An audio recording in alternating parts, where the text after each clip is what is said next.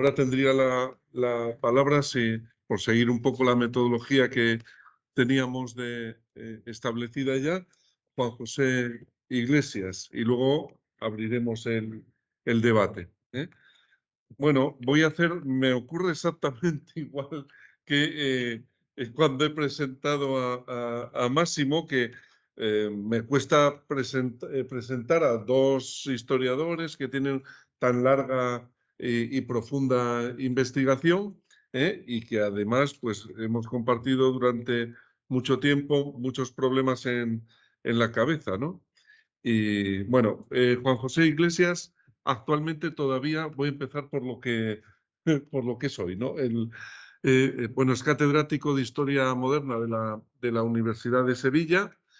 Tiene una larguísima trayectoria de investigación, desde sus primeras investigaciones sobre el puerto de Santa María y toda su vocación comercial, lo que le ha convertido es una línea de trabajo, no digo territorialmente, sino temáticamente, que ha ido creciendo también a lo largo del tiempo y actualmente es uno de los especialistas más notables del país en el comercio ultramarino, ¿no? Tanto en el ámbito atlántico como en el ámbito mediterráneo, ¿no? Y he de subrayar también que al abordar estas temáticas consigue concitar algo que a mí me parece extraordinariamente difícil, y esto ocurre también cuando ha tratado otras temáticas, ¿no? Una aproximación global, estructural o de los procesos de cambio, con también aproximaciones micro, que yo valoro especialmente porque nos permiten obtener unas visiones más matizadas, más complejas de lo que aparentemente pudieran ser los mismos fenómenos, pero que a veces no lo son, ¿eh? Bueno, también subrayaría en relación con el tema que tenemos encima de la mesa dos aportaciones muy importantes y que han concitado también a través de la coordinación de Juan José y en uno de los casos creo que con Miguel López Muñoz de Granada, resultados de proyectos de investigación relacionados con lo que son las realidades de la violencia, la producción de los conflictos, las representaciones de esos conflictos y también los procesos de resolución de los mismos. Lo que, como digo, ha permitido recuperar también una excelente cabeza para trabajar en temáticas que a nosotros nos preocupan mucho también este grupo de investigación. Y luego hay una tercera pata que yo destacaría, por supuesto tiene una producción muy extensa, también pasa del centenar de publicaciones, yo no voy a hablar de rankings ni de bibliométricas que ahora yo creo que son tan útiles como denostables en cierta medida, ¿no? Estamos viendo también en la prensa cómo están sirviendo para que haya colegas, ¿no?, que venden sus índices H y sus citaciones para subir en los rankings a universidades extranjeras, ¿no? Se está viendo en los últimos días, ¿no? Lo que da idea un poco de la perversión del sistema, ¿no? Pero he de decir que las obras, tanto las de Máximo como las de Juan José, tienen un impacto que no se puede medir solo con números, ni mucho menos, porque esa es una medición que no responde a lo que es el impacto como contribución científica. Y decía esto también porque hay una tercera pata en la que hay una conexión, tanto con lo que se ha discutido ayer como con lo que nos preocupa en el grupo de investigación, que es el entorno de la ciudad, ¿no? Desde sus primeras investigaciones hasta la actualidad, también esto ha sido un objeto de reflexión, y no solamente por lo que la ciudad era, sino por lo que era en términos sociales, no solo una morfología, un espacio, sino por lo que era en términos sociales y por lo que era en términos de autorrepresentación de esas ciudades, ¿no? La lección inaugural que dio en el año 2021 para la apertura del curso académico en la Universidad de Sevilla es una excelente síntesis que yo creo que no podemos mejorar de lo que es este escenario urbano. Digo una excelente síntesis porque es muy difícil, es un género muy complicado el de contar lo que es grande, lo que es complejo, en pequeño, ¿no? Con las palabras adecuadas, y creo que es un excelente ejercicio acudir a ella. Luego, desde aquí, recomiendo la lectura y te paso la palabra para, después de agradecerte también que hayas encontrado un hueco para poder venir a acompañarnos. Bueno, pues buenos días de nuevo a todos. Muchísimas gracias a Tomás por su presentación. Yo les traduzco.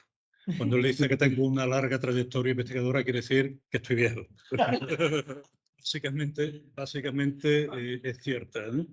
Y bueno, mi agradecimiento también a Marina, a Susana y al grupo por su invitación y por su hospitalidad, ejemplar, ¿no?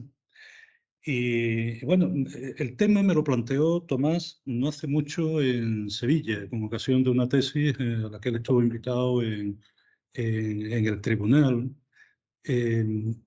Noche sevillana, paseo, Tomás que me suelta esto, y yo me quedo de momento y digo, Tomás, yo creo que de esto no tengo nada que decir.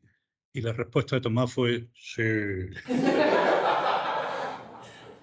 Entonces me lo tomé como un reto, me lo tomé como un reto, siquiera sea por las muchas mediaciones que tuve que hacer en mi larga etapa como vicerrector, sin ser eclesiástico. Iglesias, sí, pero eclesiástico, ¿no? Bueno, pues comienzo. A la hora de analizar los medios de resolución de los conflictos en las sociedades del antiguo régimen, es preciso tener muy presente que la justicia no constituyó el instrumento único ni universal para resolver las tensiones. Aunque, como mostró Richard Kagan, aquella fue una sociedad de pleitos y pleiteantes, existieron mecanismos de mediación y arbitraje que evitaban los inconvenientes del proceso judicial o que lo interrumpían antes de su conclusión, eludiendo consecuencias procesales indeseadas y propiciando acuerdos convenientes entre las partes. En tal sentido, la historiografía ha distinguido esferas de infrajudicialidad y extrajudicialidad sobre las que se va obteniendo cada vez un mayor conocimiento gracias a autores como el propio profesor Tomás Mantecó. Sobre quiénes intervenían en las mediaciones queda mucho por investigar. Es lícito suponer que en su mayor parte debió de tratarse de personas con autoridad que contaban con ascendientes sobre sus vecinos y con el respeto de la comunidad. Entre ellas se contaron también miembros del clero, los miembros del clero en general. La posición que estos ocupaban en el seno de la sociedad favorecía su papel mediador, reforzado por la propia doctrina eclesiástica y por la función que asumió la Iglesia como uno de los principales instrumentos del proceso de disciplinamiento social.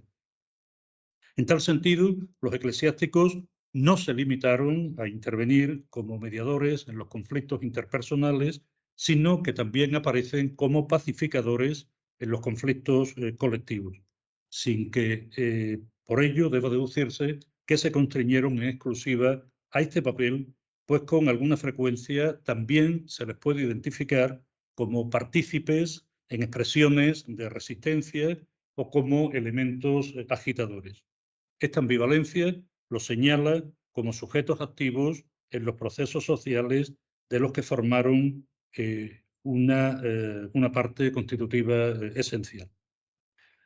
En el plano doctrinal, y ayer Águeda aludía a esta cuestión que creo importante, vemos cómo la doctrina cristiana se formula como una doctrina de paz, de perdón, de concordia. El Jerónimo Martín de la Vera, en su Instrucción de Eclesiásticos, publicada en 1639, hizo un alegato a favor del perdón, recordando que Jesucristo, la Virgen, los apóstoles y los santos perdonaron con generosidad las injurias y agravios que recibieron. El sacerdote, pues, debía desechar la venganza. Así lo defendía también el capuchino Félix de Alamín, quien animaba a los sacerdotes a ejercitar la paciencia y vencer el deseo de venganza, porque Dios, decía, es amigo de la paz y aborrecedor de toda inquietud. Ante un mundo agresivo, Félix de Alamín, en su retrato del verdadero sacerdote y manual de sus obligaciones, publicado en 1704, defendía que el espíritu del sacerdote debe ser manso, pacífico y benigno. Esto es, escribía, como corderos, sin armas, mansos, que no ofenden, ni aun saben quejarse, os envío entre hombres que son lobos voraces, despedazadores, para que con vuestra paciencia y mansedumbre los convirtáis, recordando lo dicho por Jesús a sus discípulos. Así os envío, como cordero entre lobos, como corderos entre lobos. Pero quien más y mejor escribió sobre el papel mediador del clero en las disensiones humanas fue quizás el jesuita Paolo Segneri, un elocuente predicador que dedicó un capítulo de su obra, El cura instruido, al comportamiento que habrían de observar los curas para componer las discordias nacidas en sus parroquias. De este modo, exhortaba a los sacerdotes a asumir el deber de poner paz tanto en los pleitos civiles como en los criminales. Pues, ¿qué amor de cura será aquel, le escribía, que pudiendo componer tal vez las disensiones de sus hijos airados con la interposición de algunas palabras, no las quisiera emplear para esto, cuando debiera antes derramar toda su sangre que tolerar delante de sus propios ojos divisiones de tanto llanto para la caridad cristiana? Ves aquí, pues, una deuda nueva de la lengua sacerdotal, el hacerse no solo anunciadora, más ejecutora de la paz. Los consejos que el padre Segneri daba a los sacerdotes para lograr ejercer con eficacia su papel de intermediación pasaban por no tomar partido, limitándose a ejercer con paciencia y suavidad el papel de mediadores. Además de esto, proponía, en cualquiera ajuste que tratéis, es menester, sobre todo encarecimiento, queráis ser mediadores y medianeros, no haceros parte, y cuando sois nombradamente elegidos por árbitros, poned sumo cuidado en usar de modos pacientes y apacibles. En todo caso, si el cura no podía por sí mismo poner de acuerdo a las partes enfrentadas, debía incitar a los litigantes a someter sus diferencias a un árbitro, evitando así los pleitos judiciales. Con promesa clara y auténtica de estar a su parecer, sin apelación. Esforzaos grandemente a mostrarle, así a una parte como a otra, que aún para su mismo interés es considerablemente mejor un ajuste mediano que un pleito pendiente. Atento a que los gastos del pleito son siempre ciertos y la victoria muy dudosa. Tratar de evitar los procesos judiciales era algo especialmente recomendable en el caso de los menos favorecidos, pues los pleitos acarreaban costosos gastos y la pérdida de días de trabajo necesarios para ganar el sustento. Para Segneri resultaba más prudente ir por el camino de un compromiso amigable, hecho en persona de capacidad, es decir, por un hábil mediador, que por el largo de los tribunales. En los tribunales, un extenso número de intervinientes, escribanos, procuradores, abogados, oidores, solicitadores, relatores, jueces, vivían de los pleitos, estando más interesados, por tanto, en prolongarlos que en concluirlos. La opinión que le merecían al jesuita los pleitos era muy negativa. Más que un medio para resolver los conflictos, constituían una vía para enconarlos y para eternizarlos. Lo peor es, sostenía, que los pleitos son comúnmente madres de enojos, de rencores y de odios entre los litigantes. Son una fuente de injusticias, son un seminario de maldades, son un veneno para la concordia civil, un mar de inquietud, un mongibelo de incendios y una ruina final de las familias, y no solo de las familias, mas también de las almas. Las memorias del Padre León constituyen una fuente inagotable para el conocimiento de las realidades conflictivas de la Andalucía de fines del siglo XVI y comienzos del siglo XVII. Por sus páginas desfila un amplio catálogo de miserias humanas y de conflictos de toda clase, individuales y colectivos. Entre ellos pueden espigarse algunos ejemplos que ilustran la mediación del clero en los enfrentamientos y tensiones que recorrieron aquella heterogénea sociedad y su presencia en los escenarios conflictuales que en ella menudearon y que en buena medida la caracterizaron.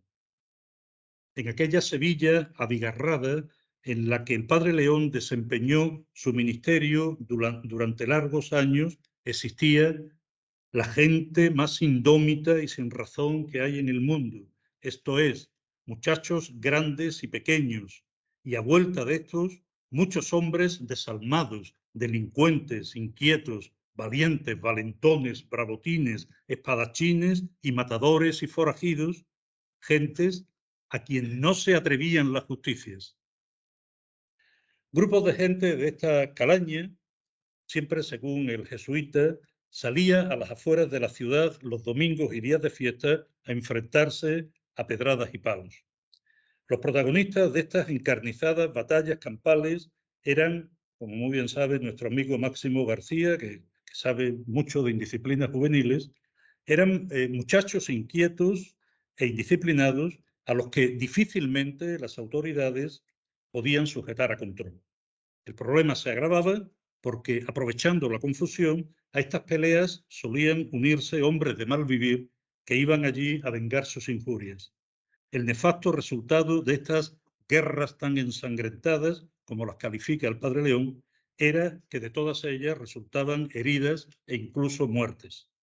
La impotencia de las autoridades para eliminar estas violencias era patente. El asistente de la ciudad, el conde de Barajas, y los alguaciles iban a imponer orden, pero al verlos llegar, los bandos contrarios se unían para arrojar una lluvia de piedras contra los representantes de la justicia, haciéndolos retroceder. El Padre León organizó una acción para pacificar estas pedreas.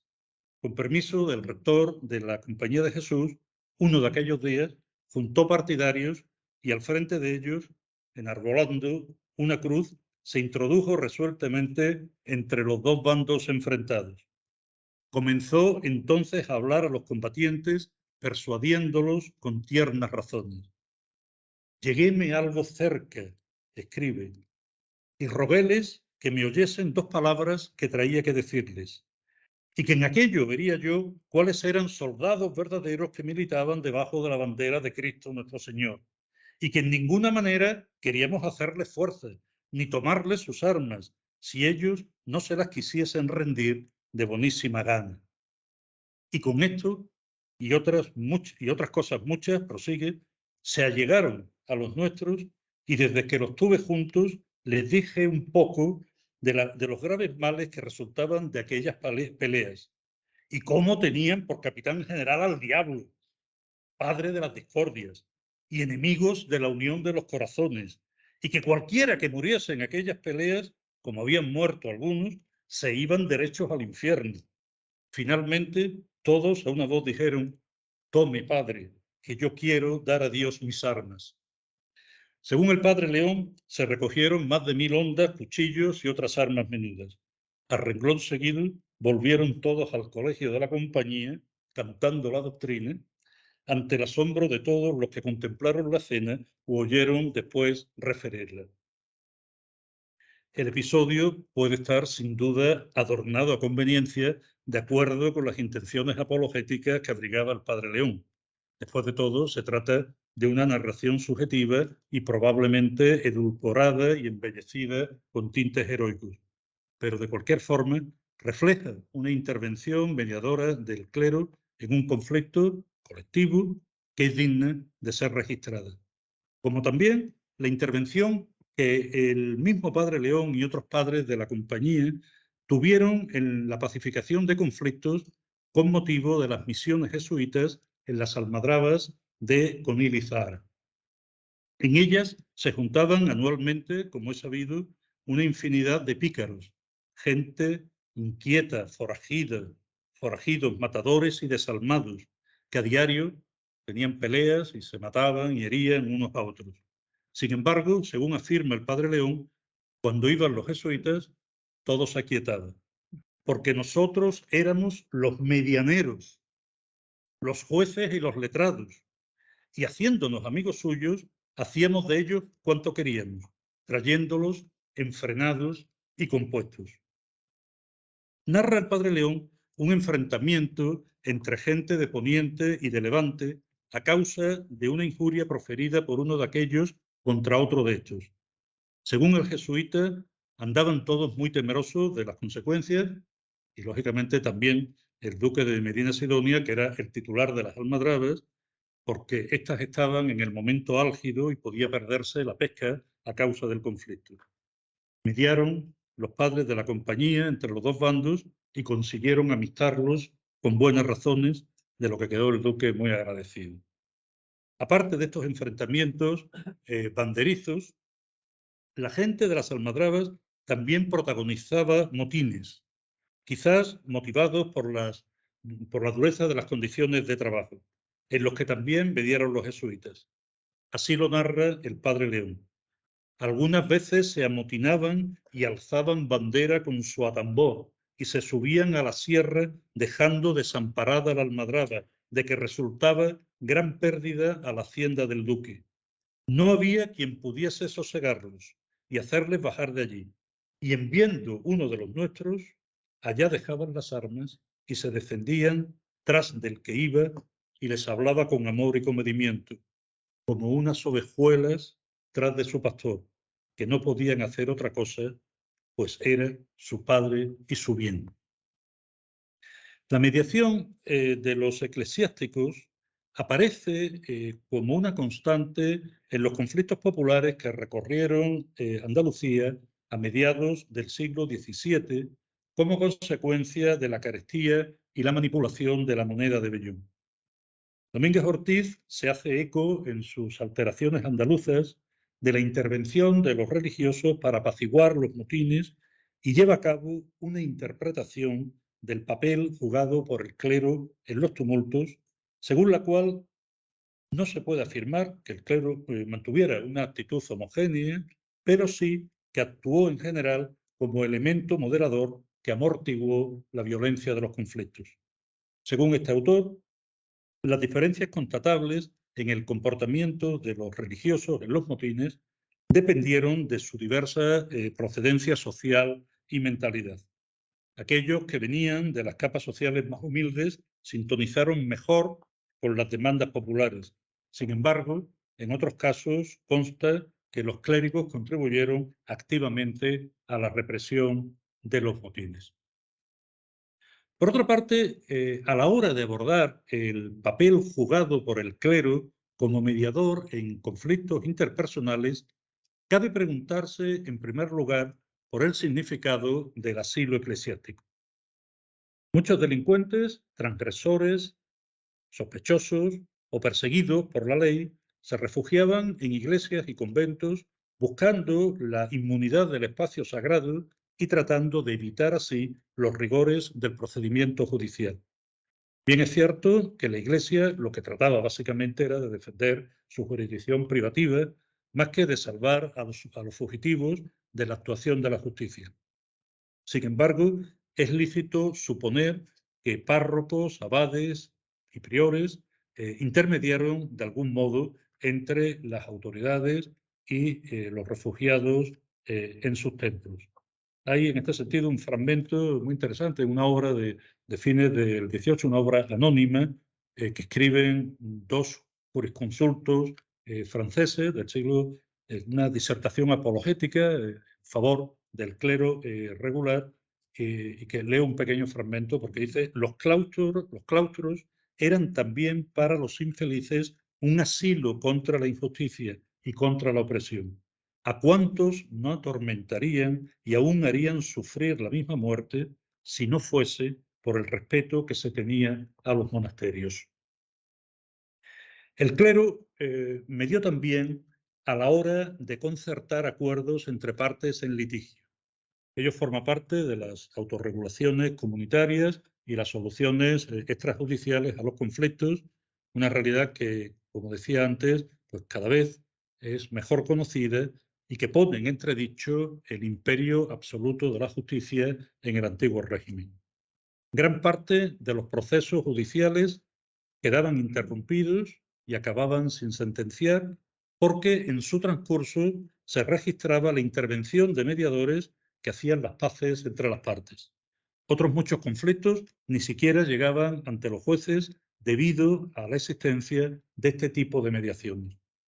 La justicia, pues, no solo se administraba en los tribunales, sino que también se negociaba fuera o al margen de ellos. ¿En qué medida los miembros del clero protagonizaron mediaciones en los conflictos? Es algo realmente difícil de determinar. Lo mismo ocurre cuando el perdón de la parte ofendida se formalizaba ante notario.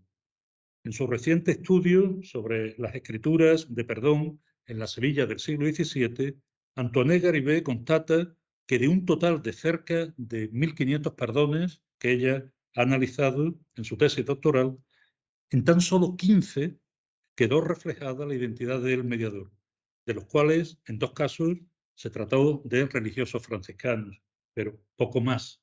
Podemos saber apenas una pincelada sobre la cuestión. El padre León, volvemos a su obra, sí que refleja en sus memorias algunos casos de conflictos en los que intervinieron religiosos para obtener el perdón de la parte ofendida. Si, por ejemplo, en 1582 un hombre mató a otro en una refriega que tuvo lugar en el Altozano de Sevilla. Inmediatamente se refugió en la iglesia aledaña de San Jorge, que era la de la Inquisición, pero fue extraído de allí por un alcalde de la audiencia y posteriormente juzgado y condenado a ser ahorcado en el mismo lugar donde se cometió el homicidio. El reo fue sacado con prisas de la cárcel para que la sentencia se cumpliera de inmediato y, bueno, según el padre León, el traslado hasta el lugar de la ejecución revistió un gran patetismo. Daba voces el hombre, narra, el pobre hombre, narra el jesuita, como las iba dando por todo el camino, diciendo que no lo habían dejado comulgar y que él era cristiano, hijo de padres cristianos, y otras lamentaciones con que nos quebraba los corazones a todos los que oíamos. En medio de esta escena, varias personas corren a pedir el perdón de la viuda del muerto, entre ellas 2 jesuitas y 2 dominicos, y le ofrecen a la viuda 200 ducados como compensación. Hay que aclarar que el perdón de la parte ofendida no suspendía las actuaciones de la justicia, pero sí evitaba las penas corporales, por lo que en este caso, de concederse, el reo podría salvar la vida. Mientras tanto, el padre León, que estaba encargado por la Compañía de Jesús de la asistencia a los condenados a muerte en Sevilla, hacía todo lo posible y lo imposible por retrasar la ejecución, llegando incluso a abrazarse al reo para evitar que lo lanzaran escaleras abajo y lo ahorcaran. In extremis, los jesuitas que habían ido a ver a la viuda, obtenido el perdón de esta, llegaron al lugar exclamando: «Perdón, perdón», grito que se extendió como un clamor entre la multitud que se había congregado para presenciar la ejecución. Verificada la concesión del perdón, el preso fue devuelto a la cárcel y posteriormente a la iglesia de donde había sido extraído. Finalmente, no solo salvó la vida, sino que también obtuvo la libertad. El padre León, a quien tanto estoy recurriendo para esta ponencia, aprovechó la posición de la que disfrutaba en la cárcel de Sevilla como asistente espiritual de los condenados a muerte y su familiaridad de trato y ascendiente sobre los empleados de la justicia para evitar con diversas argucias otras ejecuciones en las que no me dio el perdón de la parte ofendida.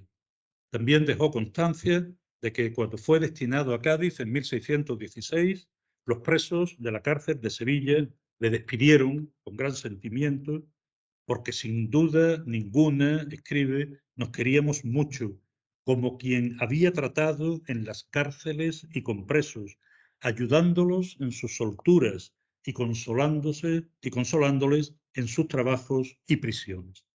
Su figura queda así consagrada como el arquetipo de un religioso que ejerció una activa labor de mediación en favor de los presos puestos bajo su cuidado.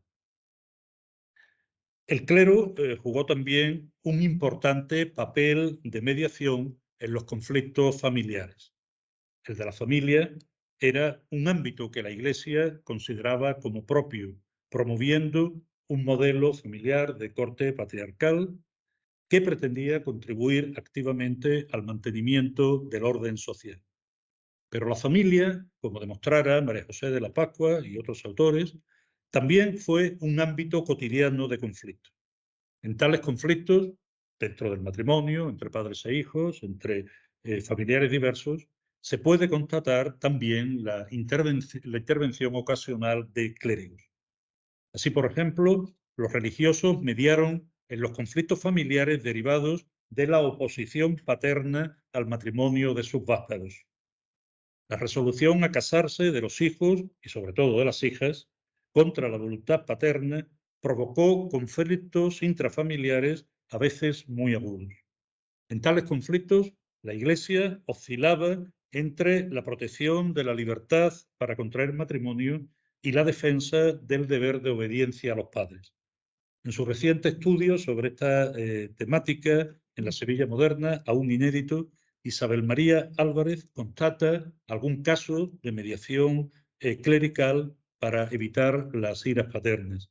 Y en este contorno tampoco debemos olvidar el papel de los conventos de monjas como depósito de las hijas que se oponían a los designios paternos respecto al matrimonio, lo cual supongo que también presupone algún tipo de mediación en el conflicto. Bueno, pues el caso que citaba, tomado de esta obra inédita de Isabel María Álvarez, tuvo lugar en Écija en 1777. Fue protagonizado por una mujer de 23 años que se vio envuelta en el conflicto surgido entre el hombre al que tenía dada palabra de casamiento y su propio padre, que se oponía resueltamente al enlace. A instancias del pretendiente, la joven fue sacada del hogar familiar por la justicia eclesiástica y depositada en casa de una tía suya con vistas a que la boda pudiese tener efecto. Sin embargo, algún tiempo después, persuadida por otras personas que la convencieron o bien por determinación personal, decidió volverse al domicilio paterno y en efecto así lo hizo en ocasión, dice el documento, que su padre no estaba en su casa. Y recelosa su madre que cuando volviera ella hiciera un estrago, envió a llamar a don Bartolomé Poley, clérigo de menores, para que lo previniese y templase, avisando al mismo tiempo al dicho su padre de la novedad. Y por dicha mediación tuvo efecto el que su padre no la castigase y permitiese se quedara en sus casas. Isabel Melero, por su parte, ha constatado en su reciente tesis doctoral la mediación de religiosos en algunos pleitos de mayorazgo, para venir a las partes en algunos pleitos de mayorazgo. De todos los puestos, no cabe deducir que los miembros del estamento clerical intervinieran siempre en los conflictos como mediadores o pacificadores. Insertos, como estaban activamente en la sociedad de su tiempo, a veces los encontramos participando en ellos como agentes conflictivos, protagonizando tensiones y episodios de violencia o como instigadores. Un poco en la línea de lo que nos ha expuesto Máximo en la ponencia anterior, esta ambivalencia de papeles. Entre los cabecillas del motín de la Feria, en la Sevilla de 1652, también hubo eclesiásticos. La participación de eclesiásticos en otros movimientos de protesta, con prédicas subversivas o involucrándose de distintas formas en los conflictos, también está constatada en otros casos. Así pues, los religiosos no siempre fueron pacíficas ovejas del rebaño de Cristo. En las obras de Salvador Daza y María Regla Prieto se narran diversos casos de clérigos homicidas, entre ellos el del carmelita descalzo Fray Pablo de San Benito, quien en 1774 apuñaló a una joven en Sanlúcar de Barrameda, causándole la muerte. María Luisa Candau, por su parte, documenta ampliamente en su obra las indisciplinas del clero en la archidiócesis de Sevilla. En la conflictiva realidad de la Osuna moderna, un caso que he tenido la oportunidad personalmente de estudiar, encontramos otros ejemplos de eclesiásticos involucrados en hechos delictivos y en tensiones con las autoridades civiles. Francisco Ledesma ha analizado el conocido como caso de la Dama de Palacio, un turbio suceso acaecido en 1622, protagonizado por el clérigo y colegial de la Universidad Ursaonense, don Luis de Rojas, en cuyo aposento del colegio, se encontró una mujer muerta de un balazo en la cabeza. En 1709, un bandolero que operaba en los pueblos de la Subbética, Agustín Florencio, se refugió con algunos hombres de su partida en la colegiata de Osuna. Las autoridades locales cercaron el recinto eclesiástico para impedir que se fugase y dieron aviso a una compañía de soldados que estaba patrullando por la zona persiguiendo al criminal.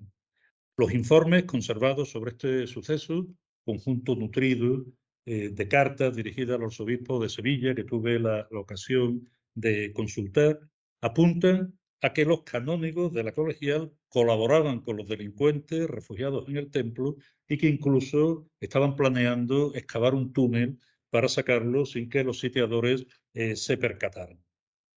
Bueno, voy terminando. Algunas conclusiones.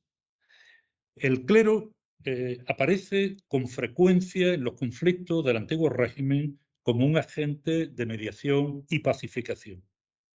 Su papel mediador venía favorecido, en primer lugar, por el propio carácter del cristianismo como doctrina que postulaba la paz y el perdón de las ofensas. El respeto a la Iglesia y la religión posibilitaba que los eclesiásticos gozaran de un ascendiente social que propiciaba también su mediación para tratar de suavizar las tensiones y negociar compromisos entre partes enfrentadas. La extracción popular de muchos clérigos hizo que estos sintonizasen bien con la realidad cotidiana y las aspiraciones de la población, así como también su facilidad de trato con los poderosos benefició la labor de mediación en los conflictos colectivos.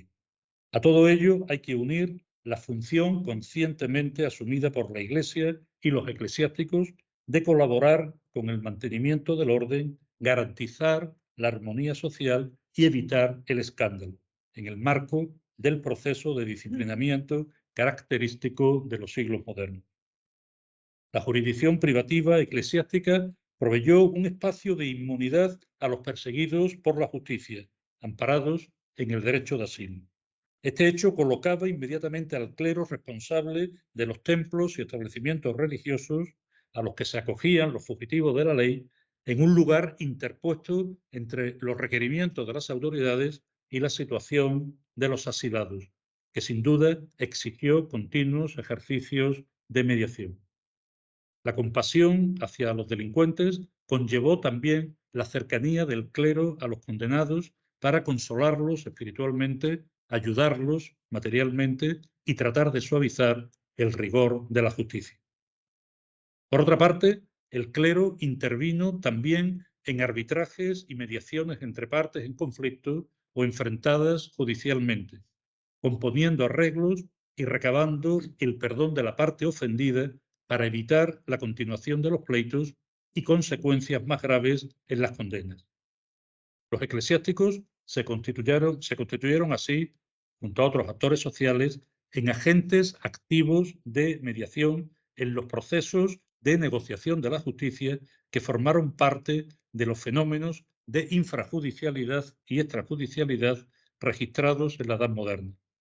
De igual modo, el consejo espiritual, la confesión y el liderazgo moral sirvieron como instrumentos para que el clero mediara en los conflictos familiares y modelara las conductas de acuerdo con el prototipo de familia preconizado por la Iglesia y con sus objetivos de colaboración en el esfuerzo de contención social.